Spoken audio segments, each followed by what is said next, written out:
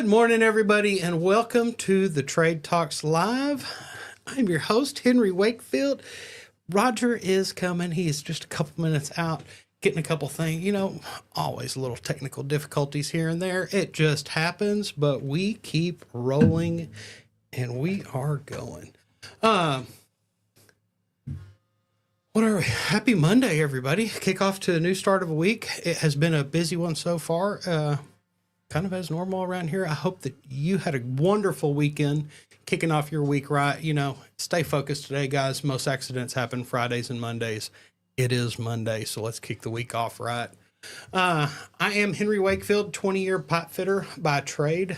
My whole family's plumbers, and I love helping plumbers. That's why I run League Pro now. We would like to thank League Pro for sponsoring today's episode of the Trade Talks, where we manufacture the most precise leak detection system for professional plumbers. I always suggest checking out the complete probes for that outdoor and then that Sidekicks indoors when you're listening through slabs. So check out the complete kit at leak.pro. But also, if you don't know how to do leak detection, give me a call, because I offer a 2-day in-person training just outside of Dallas in Wiley, Texas, where I'll teach you every aspect of going in and doing leak detections on homes. So give me a call at 1-8888-LEAK-PRO. You know, it's been a crazy morning so far. We've been filming a fun one this morning, how a toilet actually works. And I think I hear him coming in. Look at him go. Yeah. How was your weekend? Man, wonderful. You know, I actually took a weekend and had a relaxing time. Actually hung out at the pool for a little bit yesterday, so it was kind of nice. Why would you do that? I was catching some sun. Did you? Yeah. Did you get any? I think I caught some. You didn't catch it because I saw it. Not as much as I did last week out on that slab, though. That's really catching sun. That's fun. For sure. As you see, guys, we were out shooting a video, and we thought we gave ourselves plenty of time, and we may not have. But I'll tell you what, I'm working on a new project. And I've told you about it, and there's a lot of neat stuff. And the cool thing about it is that it's going crazy. And it's keeping me busy. It's keeping me running. But the good thing about it is it's working. We're putting together something neat, and I'll talk more about it in a little bit. But this video is sponsored by Residential Service Professionals. And we're doing an event this Friday, August 22nd. We'll talk more about it a little later. And we're going to bring in a special guest if we can figure out how to shoot an email out and do some different things. But the cool thing about it is y'all are invited to it, especially if you're in the Dallas area. If you're in the Dallas area and you want to learn how to grow your business, any residential service company, guys, it's going to be fantastic. And it's something that we've been working on for a while. So it's going to be good. If you want to learn more about it, go to residentialserviceprofessionals.com/launch. LAUNCH launch. Well, yeah. And man, we're looking forward to this. It's going to be fun. It's going to be a good time. Going to be cruising. And a group that actually helps, you know. Not outdated help. That's going to be the best part, I think. Modern help. Yeah, because I mean, a lot of these best practice groups are teaching what they taught back in 1990. And guys, things have changed, and they get you in, and then they want to upsell you and upsell you and upsell you and upsell you. And don't get me wrong, it's nice to have other things there, but man, give me everything that I need to run my business. And that's what this all is about. But not just how to run your business, how to free your time up. So if it's something you're interested in, go to residentialserviceprofessionals.com/launch.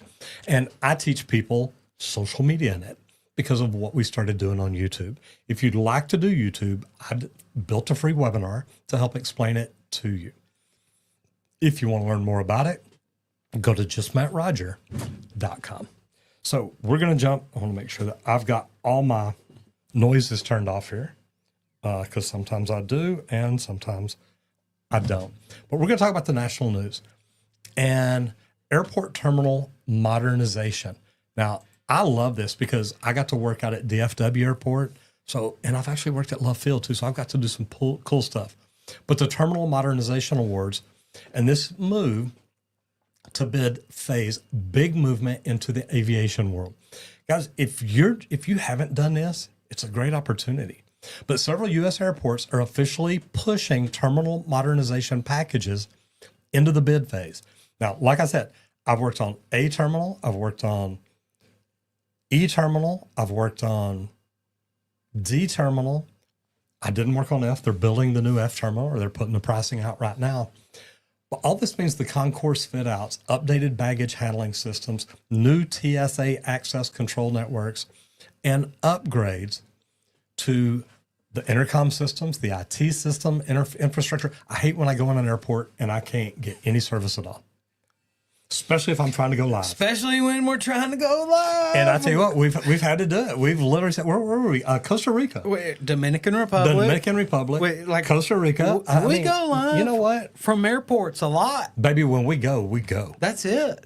So I'm love to see this infrastructure. Me upgrades. too. And it's a big wave of low voltage and electrical. Yep. Okay? Guys, this is going to be great for the trades. This translates into serious pop in demand electrical crews, low voltage techs, fire and life safety pros, controls, specialists, fiber optics installers, and commissioning agents are going to be busy. Look, plumbing, pipe fitting, upgrade the HVAC system. Guys, the way we did, if y'all have ever been to DFW Airport, each terminal is a big horseshoe, okay? Half round. Yep. And we broke it down into thirds. We literally closed down the first third, closed down the second third, then built a walkway in between them to shut down the middle third, and did one section at a time. Guys, that was a big project. A lot of work going on. But it's funny too, think about this. If you're in abatement, a lot of these old airports, the abatement definitely has asbestos in it. Yes. So their price doubled on phase 2. And they're like, man, you can't just double your price like that. I said, yeah, we can. We know what it costs us to work here now. Night shift crews too, since most of this work has to happen around a live airport, they're normally not going to shut down the airport. Yep. We did a lot of night work. But here's what's slowing down some people, the pre-qualification hurdles. Have you ever run into that problem? Oh, yes. There's so many hurdles that you've got to jump, but you've got to make sure the boxes are checked, and that's all. They just want to make sure they're getting the right person on the job, and that's what that's for. And your badging protocols have to be perfect. Okay, you can't make mistakes. Tool inventory reporting, you got to know what tool you carry on a SIDA side. And SIDA is what security identification area. Okay, you've got to have a badge out, worn. It's got your picture on it. And if somebody walks by, anybody walks by, and you don't have it, you're in trouble. There's escorted work zones, and there's enhanced background checks. If you've got any blemishes on your labor pool, might be time to clean house before you bid the work. Get some people in there. Look, now don't get me wrong, it doesn't have to be imperfect. It does not have to be perfect. I got in trouble when I was a kid. I had a full-blown airport badge, SIDA, I had escort privileges, and I could drive my vehicle out onto the runways, out onto the tarmac, around the terminals. Guys, from a pricing standpoint, materials are still the big problem. Long lead times on switchgear, UPS systems, network racks, a lot of times just copper and steel. Okay, these are creating pricing instability. Smart contractors are specifying accepted equals and building escalation clauses into their bids up front and get it approved before you start it. That way they can't come and say, well, we don't want to use that now. No, that's the way I bid it, and I can get this. Phasing is another real world issue. You're working around live passengers, short outage windows, and designated quiet hours. Now, we didn't have to deal with quiet hours. That's why we shut down a third of the terminal at the time. Every step needs return to service documentation. And you cannot miss deadlines, not without big, expensive penalties. So if this is the type of work that's on your radar, start building your sustainable library now. Get your cut sheets, your cable schedules, and labeling standards all together. That way, when the award hits, you don't be the one trying to play catch up, trying to get everything done. Get your crew ready to mobilize. And Randy, have you worked out at the airports before? No. I actually, I feel like 90% of my classroom while I was an apprentice was at the airport. I was at TI. And if you were at TI, you were locked in. I was locked in, and I was not going to have to go out to the airport at all. which airport would have been really cool. Don't get me wrong. It would have been awesome. But I was getting to do some really cool things. Now, the movement of an airport would really feed my brain well at being able to move everything at the right times and stuff like that. I like tight windows. I like short shutdowns. That's where I really thrive.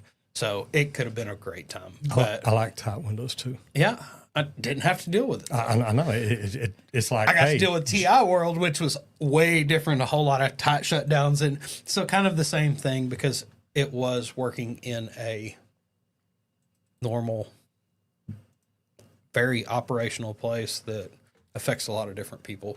And there was a lot of security protocols out there too. So wasn't too far off from the airport realistically in my eyes. It's not a bad deal.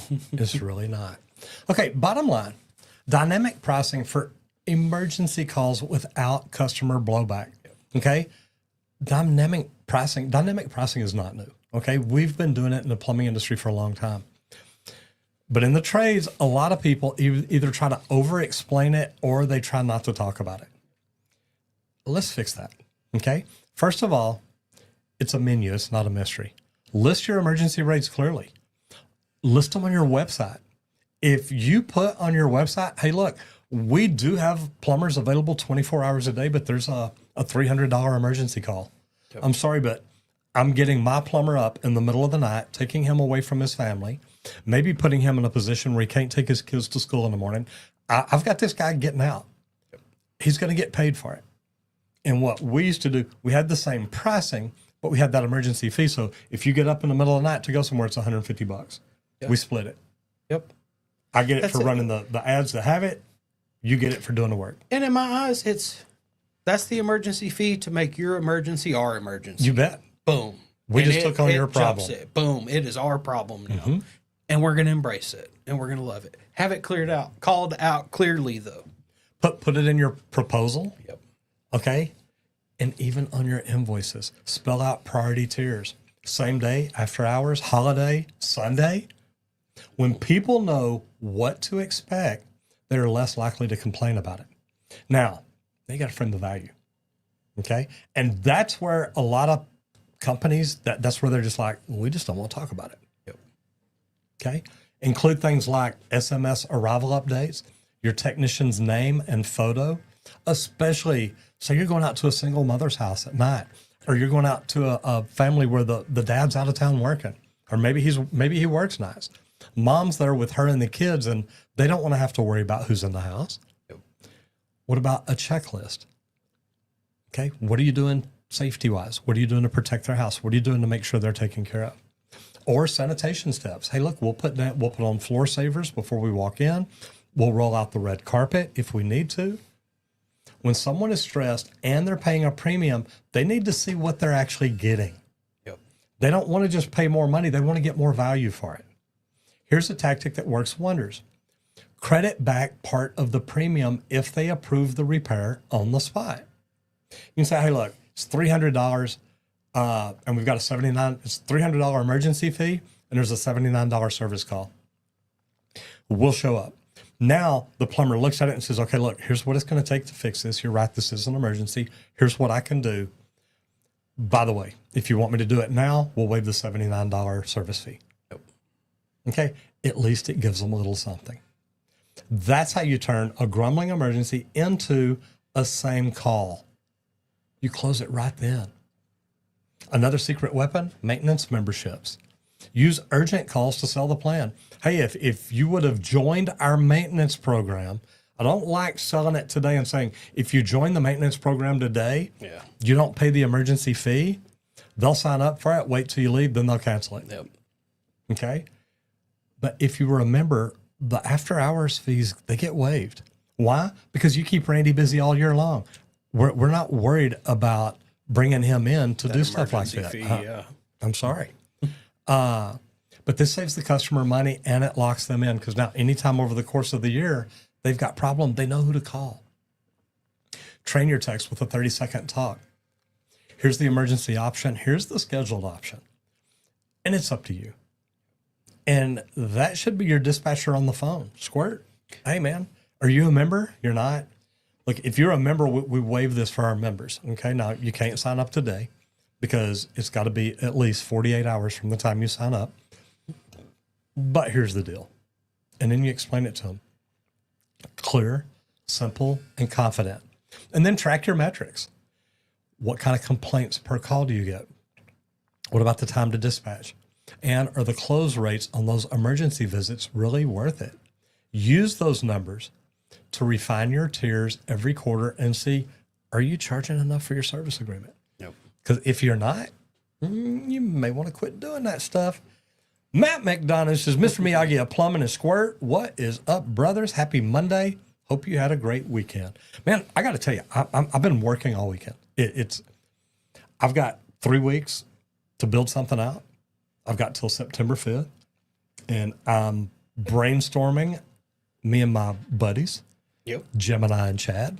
I am hanging out with them. I'm telling you, it's good.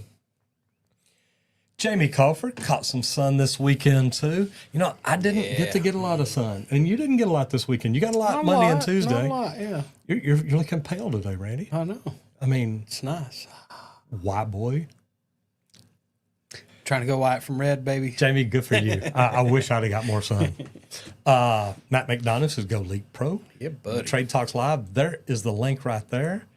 And if we can come down here, I don't know why they changed this. Used to you could just scroll right here and see all this. Now you got to get completely off the video to come down here to do it. And there we go. So there is a link to it up top, guys. Okay, so safety. Here we go. And this is a cool one. Speaking I your think it's language. awesome. Proximity tags for equipment blind spots. Now, we know of some deaths this could have prevented. But let's talk about one of the coolest and most underused pieces of safety tech that's out there now. Proximity tags for blind spots. When you're in some big, heavy equipment, especially if you're on a lull, that boom blocks the whole right side of what's going on of your piece of equipment. You cannot see. And the thing is, Unless you go up high enough, but then guess what? You're going to run into the building, so you've gotta but that's have dangerous somebody. too. You That's don't right. carry a load You don't high, carry a not load while you're high. driving. But when you're driving, you're watching the load, which is what you should be doing. That's right. Your job's to protect what's on your forks. Yep. You and I don't mean this bad. You should not have to be looking right and left just to see if anybody's. Walking. Yes. I know. Filter. No, I know. Filter That's kicks in real quick. Because as that operator, it is your job to pay attention to all personnel. You bet. I get that. But guys, we know there's blind spots. But that's what I love about this new deal. Okay. These are wearable or even magnet mounted tags that interact with sensors on that heavy equipment, like your cranes, your telehandlers, and trucks. And we've seen some massive telehandlers. We have. Okay. Yeah. We got to go to. We're not talking small trucks. We're Extreme. not talking a little bitty cab truck. No. We saw one lift like Big 200 trucks, feet. It's water like, trucks, whoa. dump trucks, big trucks, hauling stuff, major stuff. Well, the telescopic handlers are the ones I'm talking. The Yeah. big one at Extreme is, I mean, it's like as big as my house, 400 feet long. It extends. It extends up out, 200 feet. extends- It's extends so crazy. much. It's wild. But as a worker enters the danger zone, alerts start and then they escalate from visual to audible, and then a vibration if they really need that as they get closer. And here's what I like about that, because that's the alert on the person. Operator and then So the operator. when you start walking up to that SkyTrack, Yep. and all of a sudden it starts beeping, then it starts vibrating, then it starts vibrating louder or beeping louder. That should get your attention. Now let's add something to that. Yeah. Let's put the same thing on the operator. That way he gets notified. That way, instead of focusing on the deal, and I'm not saying he's just going to slam on his brakes. And alarm triggers. You bet. Somebody's in your area. Somebody's in your area. Now he at least knows, okay, I need to look around because there's somebody close not paying attention. Yep. And the thing is, if they step back out of the zone, it goes off. He's like, okay, they got too close. They realized it. They moved. I love this. That's it. And this is perfect for hot zones, okay? Loading areas, tower crane swing paths. especially mixed trade laydown areas where spotters can't be everywhere at one time. There's a lot of things going on in the laydown area, a lot of people moving, a lot of people coming to get parts and pieces. It's hard to keep an eye on everything. But this just signals alarms automatically. Here's what I like about this too. You said like the crane path. Yes. Now you hook AI up into this. That's right. And say the path is going to go this way as long as he doesn't extend, or even if he does, as it moves, AI adjusts. If you're in the path, all of a sudden, maybe it doesn't start screaming at you, but now it starts beep, beep, beep. Now it lets you know, okay, wait, something's coming. And you get up and look, and I got to get out of the area. That's all it is. Maybe we create a Siri for it that goes, crane lifting overhead. Yeah. Be cautious. Get your butt out of here. Boom. Just so that you know, man, hold on. Something's going. Let me look. Let me see what's going on. Let me know what's going on around me. I love these ideas. And we know that spotters can't be everywhere at once. And we know that. And it's impossible for every lift to have a spotter on the ground, a spotter above that literally sees every single person in between here and there and can tell them, because they don't move as slow as somebody walking. That way the spotter can catch up. Yeah. They may move from this side of the job to this side of the job in 3 seconds, 5 seconds. Half a swing. Okay, it doesn't take long. But the setup is straightforward. Map out the geofences around your machine travel path and then calibrate your alarms. That way the thresholds, they know where they're at. Then during a morning toolbox talk, you know where you're at. Make it part of your daily startup routine. And my thought process on this, everybody on the job site needs this needs to be part of their equipment. Some of the best use cases, tie this into the site log so that people can actually learn, hey, this prevented a green apprentice from obstructing the path of this large piece of equipment because it got to the vibrations before he finally did, because he had some headphones on that were noise canceling because he was around some loud noise at the same time. So it got all the way to the vibration before he realized and had to go, oh, wait, and back up. Teach everybody from that incident. Hey, guys, make sure you're keeping an eye out. Take a look for that visual to go off occasionally if you are wearing some noise canceling headphones and stuff, to where you actually not listening to the things going on because you deal with other things. Well, when you walk off, you're not going to think, oh, I need to take off my earmuffs. So remember things like that. And I like this because you're not just protecting people, you're building their behavioral changes. Okay? Now, are there issues? Absolutely. Metal structures can cause interference with all your equipment. It gets it. False positives. But you know what? A false positive, I'd rather have it beep, have me look around and say, okay, there's nothing here, than not beep and get run over. That's why you need a daily tag test, and you build it into your safety checklist. Bottom line, fewer spotters, real-time protection, better documentation for incidents, and insurance brownie points. And guys, look, it's not just about the brownie points. It's like, do what's right to take care of your people. And this is stuff that's here. All right, new construction, University Life Science Lab Surge. And if you're not bidding life science labs right now, you might be missing out, because university systems are investing big time, particularly in lab buildings for life science and clean energy research. Now, these projects are crazy. Think the redundant electrical feeders, the isolated ground systems, high plume exhaust with VAV fume hoods, building management system integration, and full clean room envelopes. The commissioning's crazy. Test and balance. Guys, this stuff has to be perfect. And especially with fume hoods and stuff like that, you've got the ASHRAE 110 certs and the trending logs for your BMS handoff. BMS is right, but if you don't get all that passed down, it never gets adjusted right. Prefab is the biggest thing here. Rack anything you can, your ductwork, your electrical, your hydronic skids, all in the shop so you can minimize your corridor shutdowns during the final week. Material quirks are everywhere. You've got your acid-resistant duct liners, your DI water systems, your RO water systems, all that piping, lab gas manifolds. If your subs are not doing stuff like this now, they're going to get behind. And if you are doing it, start reaching out to the GCs that are bidding stuff like that. Guys, this is the kind of stuff that I'm telling you, getting ahead on it and understanding it and knowing how to get in and do it, how to get in and do it right. Safety is the biggest thing about it. Guys, because a lot of these people are going to be working on stuff they've never worked. Do you remember the first time you walked in TI? Man, like, so just life sciences, I had a guy out here that was plumbing.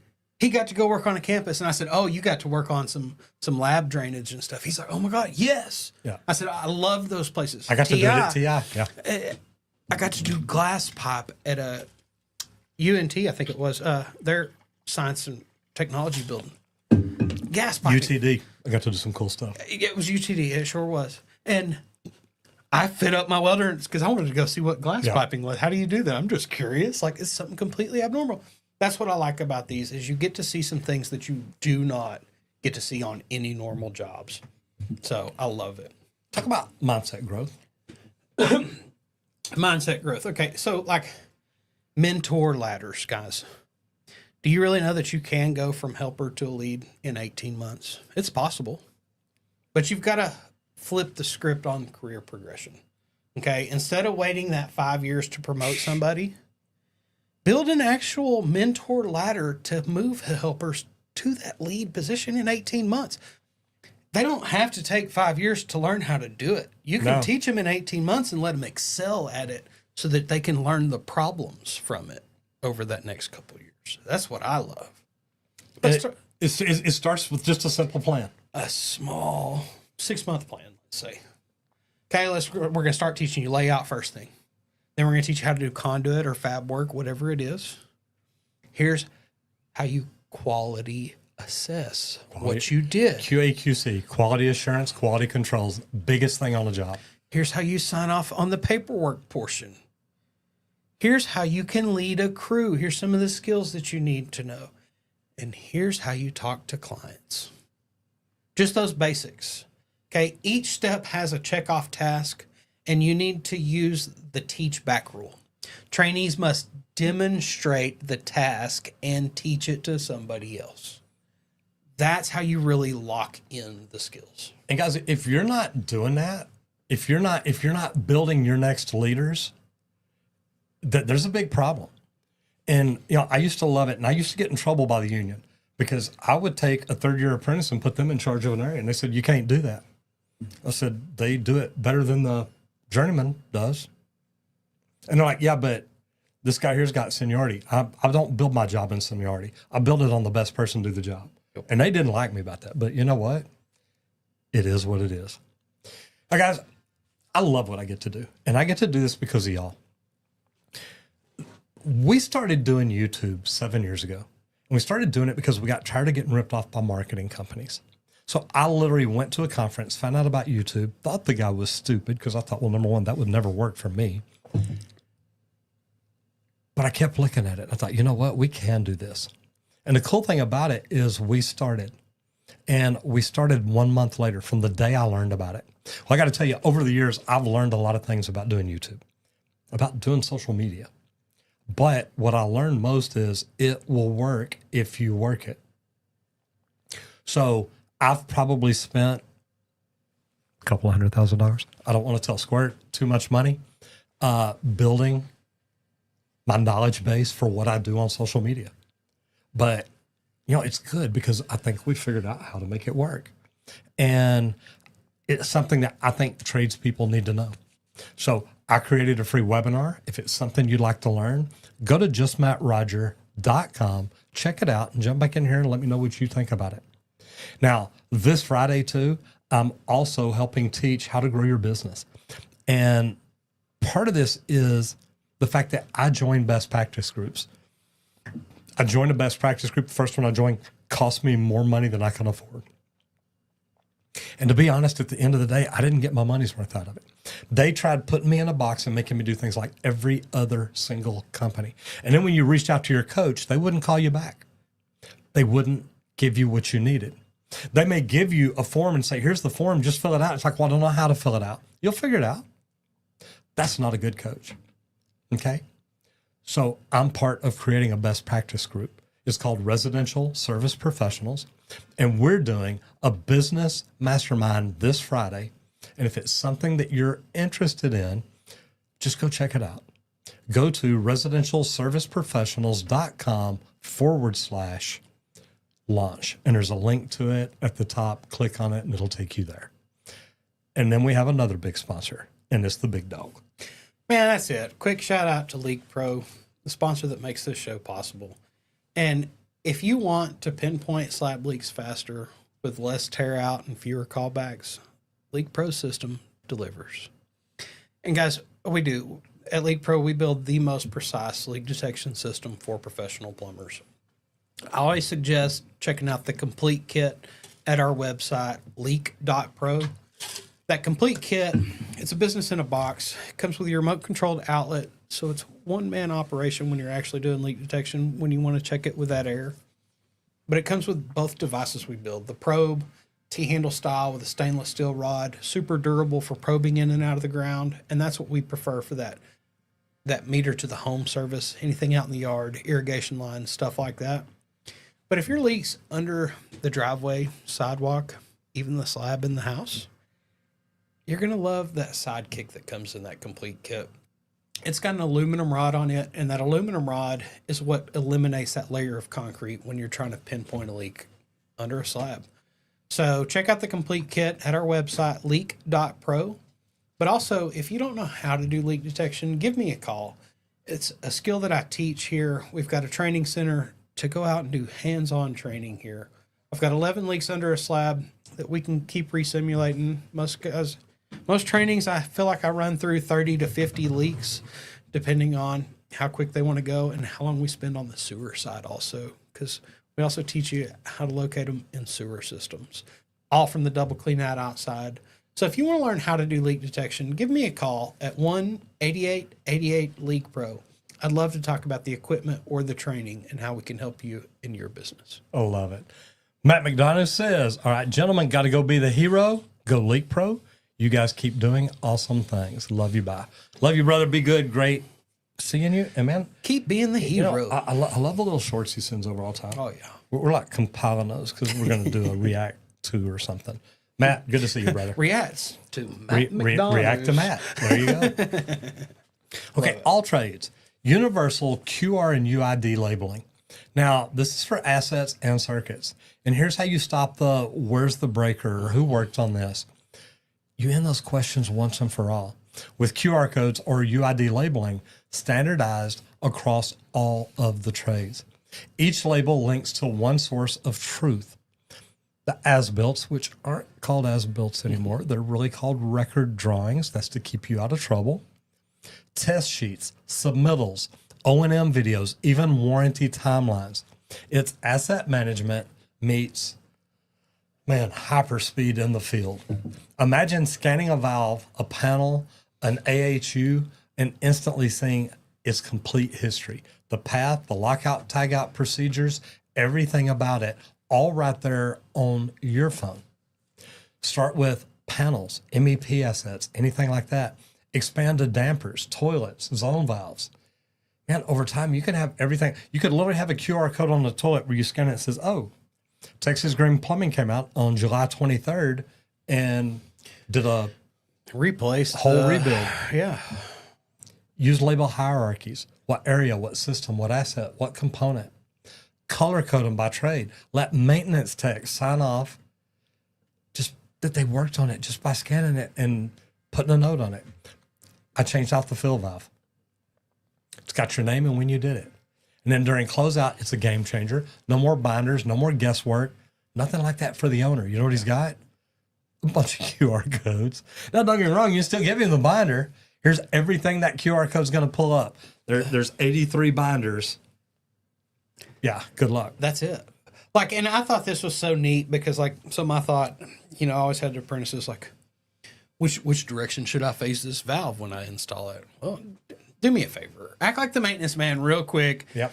I'm sending you to shut off that valve. Act like you're running up. Which Figure way it do you out. want it to face? Oh, well, I'd like it to face this way. Well, then install it there. That's who you're installing it for. Now we're going to put QR codes where that maintenance guy can come up and scan it. Oh, well, this valve shuts off this. To shut down that branch of the system, it would be here. Oh, to shut down the whole system, it would be here. To just see that all lined out just from scanning a QR code, everything that I want everybody to know about what that actual valve does to the whole picture. Makes all the I think difference. this is amazing, and it's a good thing that we're headed towards. I love it.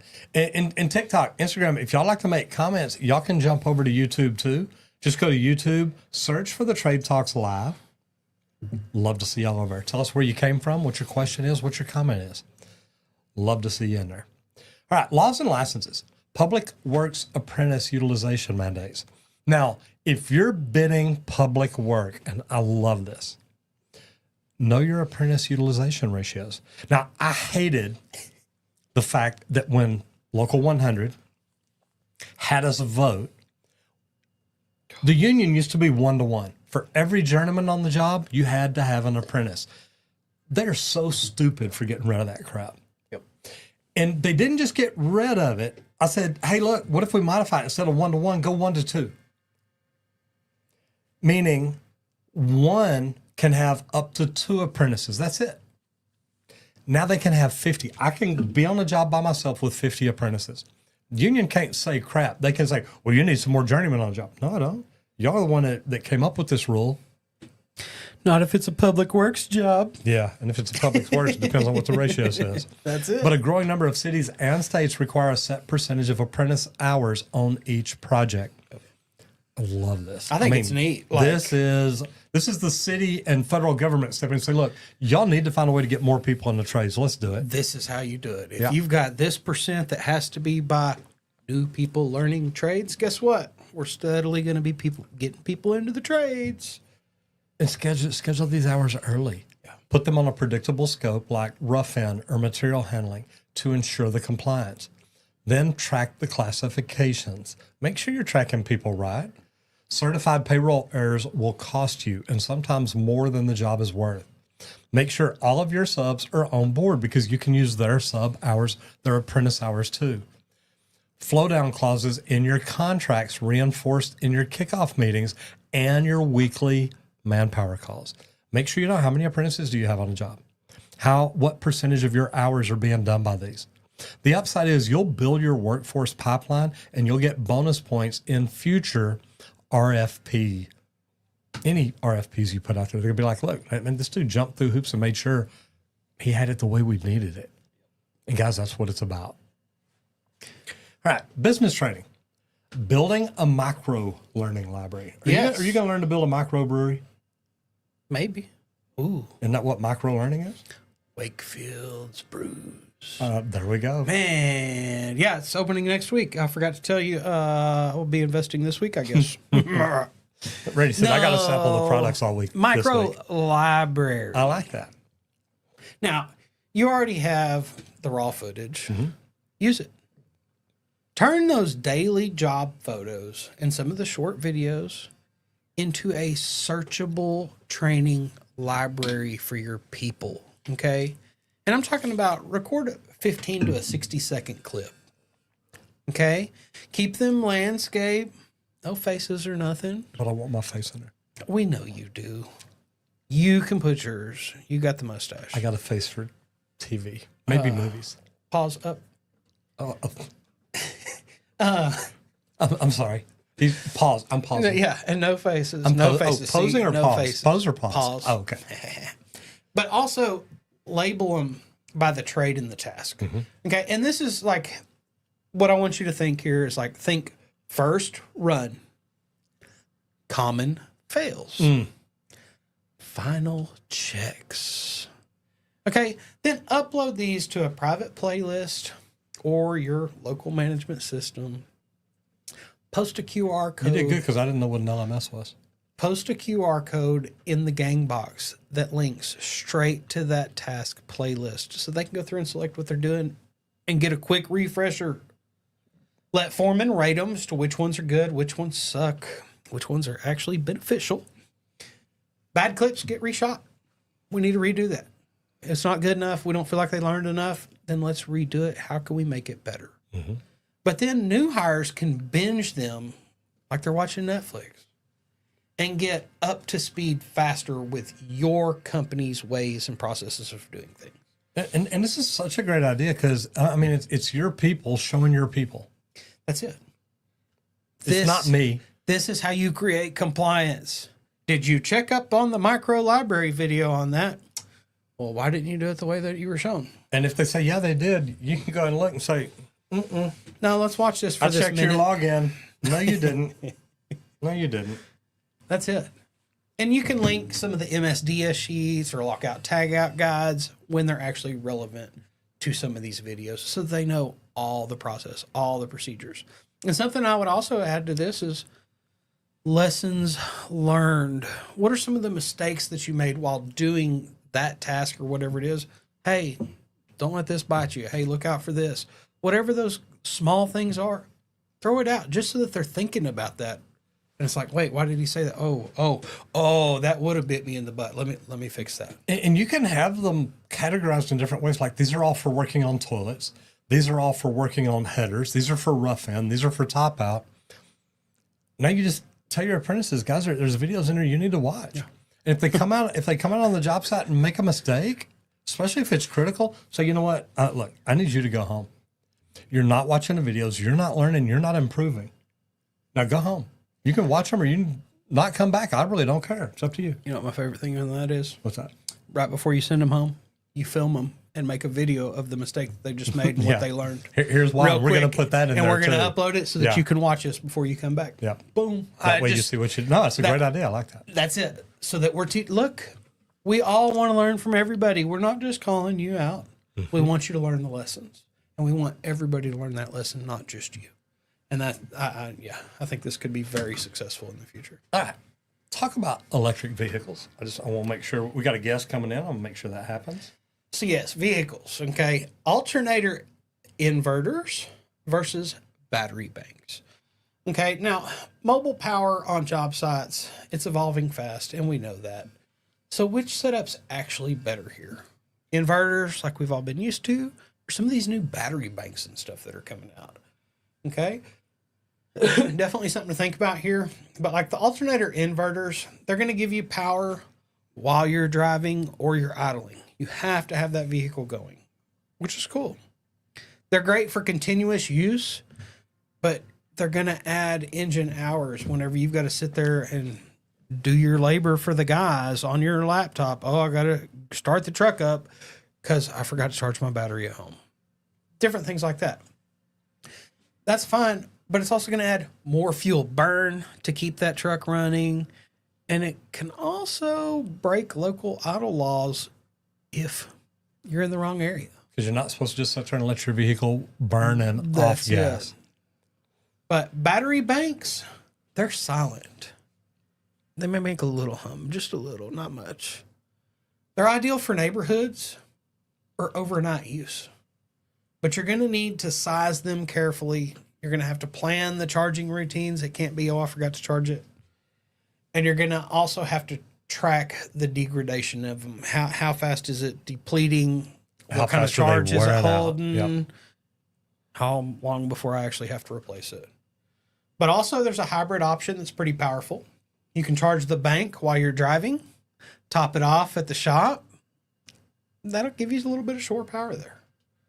But if you do the math on your actual loads, okay, your press tools, your laptops, your lights, your vacuums, that'll help you choose 12, 24, or 48 volts accordingly. But don't cut corners on the safety. Fuses, GFCIs, cable sizing, and ventilation all matter here, guys. And in the long term, you're going to have to factor in battery replacements every 3 to 5 years. So kind of do that in your figuring when you're trying to look at the battery banks versus. And it also depends on how long you're having to do this on a normal basis. If you're having to let the truck run so that you have power for an hour a day, it's probably time to start thinking about a battery pack. You know, and it's really neat because, and I'll let you do this over here. It's neat because this is an option that we didn't used to have out here. This is something that is just completely new. And if we're not looking at it, if we're not thinking about it, if we're not trying to figure out how do we use this? How do we use this better? And, you know, one of my favorite things is, you know, working at night. If you're working out in somebody's front yard at night, we used to have a generator out there. generator to run lights, a generator to give you power to plug in your power tools, stuff like that. Now you unload this mega battery, plug your stuff in here, set your light towers up. It's running off your batteries that you've charged all day or whatever. And you know what? You can also have backup batteries. So if it starts wearing out, replace it. I was going to say, batteries have come so far now that you got battery powered light towers. Like, there's just so much now. I love it that we don't have to have that noisy generator going, especially when you're in a neighborhood working. Like, It makes it nice. there's times you got to do stuff at night. All right. Social media spotlight. Today we're talking about Landers Electric over on YouTube. Now, their clean panel work, color-coded labeling, and clear conduit layout make them a great example of craftsmanship, especially for people working on airport jobs, lab jobs, things we've talked about earlier. This is the kind of work where you want your work to be impeccable. Show a clip from their channel or look at a clip from their channel. Look at how they label things, how they organize things, how they finish their panels, how neat, clean, true, plumb, square everything is. And believe it or not, they may know how to operate a broom. Hey, Show these to your team, though. Then ask your team, does your work look as good as theirs? Use their style as a base template for your own QR and UID labeling. We talked about that earlier. What are you doing out there that could work? What are you doing out there that you could do better? They're doing it. Show it to your crew and let them see it. Squirt, why'd you pick them? man, electrical. It's hard to find some electricians out there, especially electricians that know how to use a broom. I know. I think I actually found one. So, welcome to Landers Electric. This is Steven with a C10 electrical contractor, 20 plus years of experience. Started back in 2022, so not too long back, which is nice. 105 videos with almost 20 million views. Fantastic. Cruising along, doing some good things. You bet. But I'm a trades guy. So, one of the things that stood out for me the most is this thumbnail here for this What's Inside a Real Electrician's Work Van. And if you'll notice, I don't know if y'all can see this. Hold on, I want to make sure that y'all can see this. Let's find that. Because, guys, it's that important. But you look at this. Look at this. Oh, that's a little bitty broom. That don't even count. Oh, it counts in my book by far. Is that you like wanna a know why? trainer broom? It's his van broom. Okay, I like that. So it's got to be short so you can actually sweep. Okay, I like that. This blew my mind, guys. Blew my mind. Okay. You know what I like doing? I like just driving down the road, opening the back doors, and have my apprentice get back there with a blower. Oh, I like that. And if you can't get in the back because the headache thing, just roll down the front windows. You never taught me that trick. Well, how do you think I clean my own van sometimes? That's how it happened. It was either you do it or I had to go for a ride. So well, or I sometimes. had to go for a ride. But I'm joking, y'all. That's it. Like, all right, I'm really not joking. This is the whole reason that I brought up this channel was because it was an electrician with a broom and a thumbnail, and that blew my mind, and I just had to pull that up for us. But also, guys, guess what? Guess what he's doing? He's out there doing the real thing. The thing I love to say the most. Go out there and show off what you do. Even off-road electrician, I love it. But Little sidetrack. He's got a headed to battery job. somewhere. That's it. Like, they're headed to do some rural things, and I love that. I'm a kind of country bumpkin occasionally, but going through here, finding a lot of issues and problems and how they actually deal with it. Inspector said no here. What are they going to do? What are they going to go through to fix it, to adjust things like that? And it's actually just going through here, fixing some real world problems. It's one of my favorite things to show off in the trades and to learn in the trades is how they deal with some of these different things. And like we're talking about it now, everything's going current, modern, vintage electrical panels. How are we going to take that and modify it to what we're dealing with nowadays? But before you So I get think out it's here, really I want you to go, and you can go check out the most popular and all this real quick. Yep. Most popular, electric vehicle Boy, charger. do we talk about that enough? The right way to install a 240 volt Okay. I love it.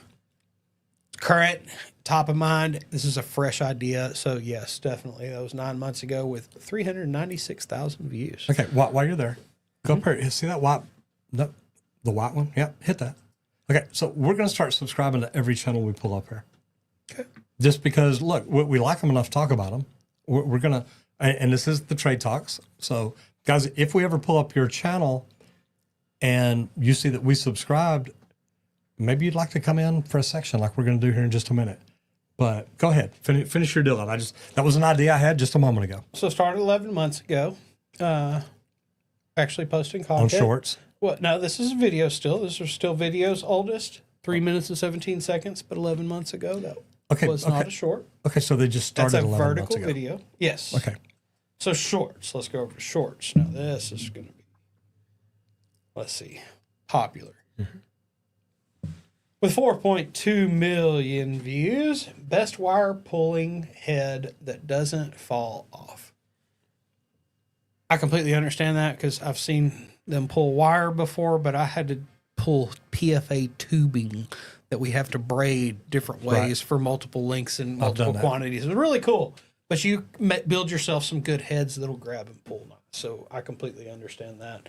And that's something a lot of new electricians really do want to learn is what's a good head to actually use that'll get my job done that's not tearing up or failing on me all the time. Cool stuff. So some really cool stuff out here. Obviously some high voltage stuff going on there. And I just think it's cool whenever they get to put on the gauntlets and everything to go in and actually deal with some high voltage stuff. Not what I would want to do, though, because I just don't like to get shocked too often, unless it's my welder. Good deal. Good All deal. right. All right. Next, we're going to talk about best practices. Ever feel like you're working your fingers to the bone? Do you feel like you're working way too much? But somehow the business still feels like it is running you. And I know you think you're in there running it. You started this company to lead, to build something bigger than yourself. But now you're putting out fires and you're putting them out all the freaking time. You're putting out fires. You're answering calls. You're solving everybody else's problems. Does that sound familiar? I remember talking to a plumber who built a 6-figure business, but was one crack pipe away from breaking down. He was working too much all the freaking time. Not because he didn't care, but because he was buried. He was covered up, drowning in decisions, paralyzed by trying to do everything himself. Then he made one decision. He started leading instead of doing. He got crystal clear on his vision. He built a culture around it, and he learned to control his emotions, which is hard to do, and read his team better. And most importantly, he held people accountable. That same plumber runs a thriving team and has weekends off now. This Friday, August 22nd, we're running a business intensive that's going to walk you through the shift from stressed out technician to confident leader. If you're tired of working in your business instead of own it, don't miss this, not at all. Leadership is not just a title. It is your key to freedom. So we're bringing in Miss Julie Jones. Yep. And I got to get to a point where I can hear you.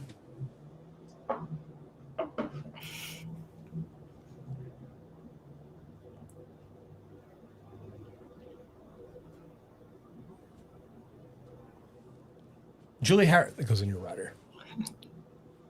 Oh, no, go ahead. Julie, how are you doing? Great. Hi, Roger, Randy. How are y'all? We're doing Good. pretty good.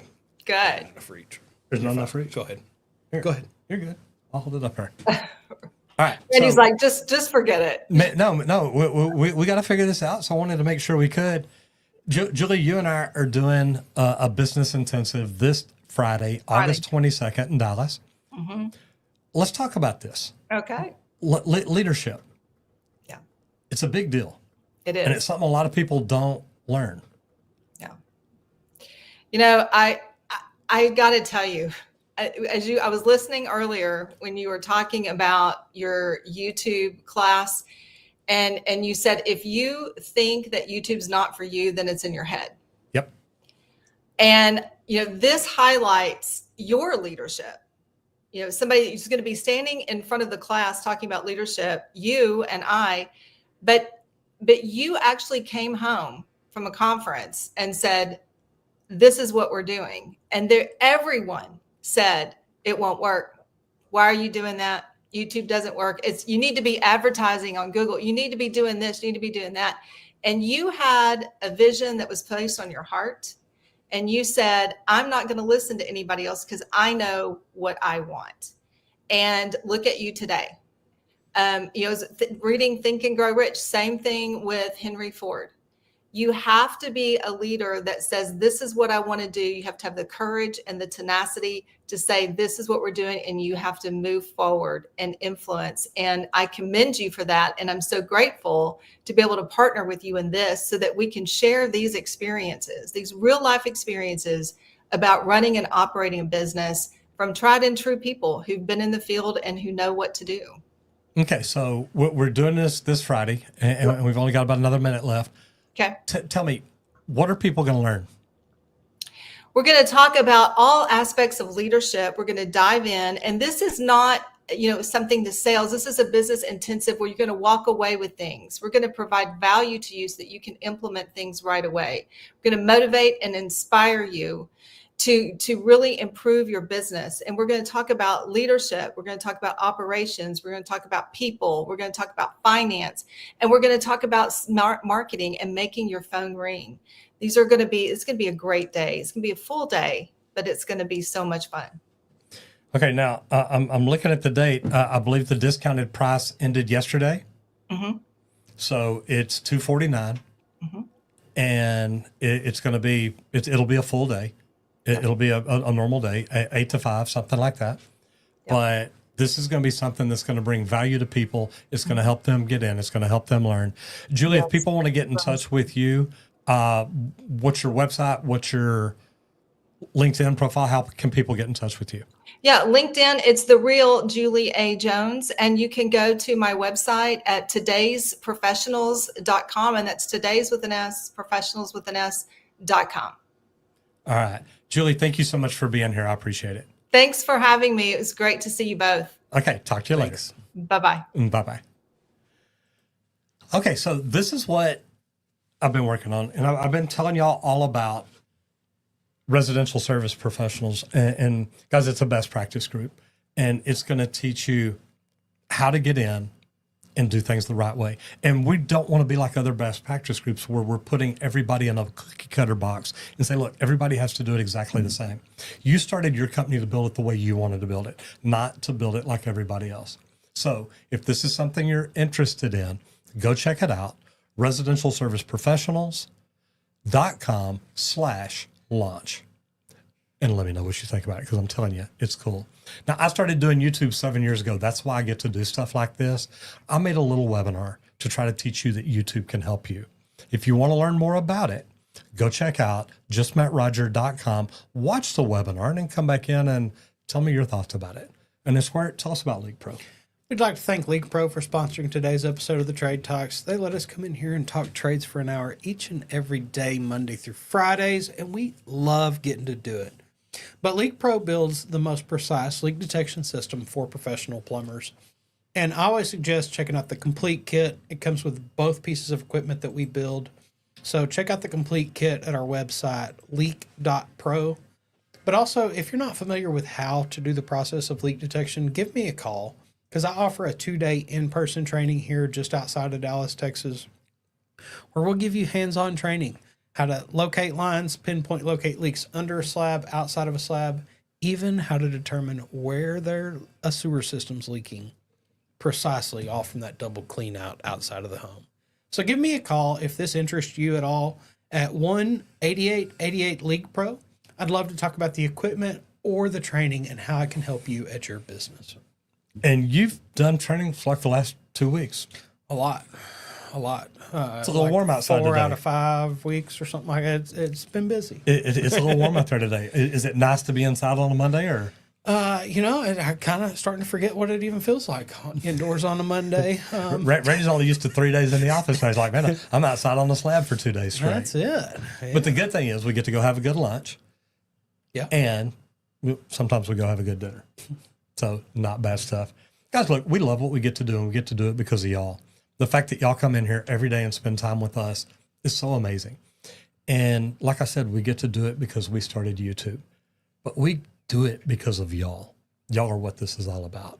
We love that y'all come in to be a part of this show each and every day. If you know anybody out there, an apprentice that you think needs to learn something, share this with them. Let them know about it. And whatever you do out there today, do it safe, but have fun. Everybody, happy Monday. Hope to see you back in here tomorrow for a wonderful Tequila Tuesday. What happened to Taco Tuesday? We toss tacos out. We're on a new diet. know what it's all a tequila about. diet. Oh, no, we're not. Happy Monday, everybody. Get out there and hit it effing hard. We will. See you tomorrow. Bye, guys.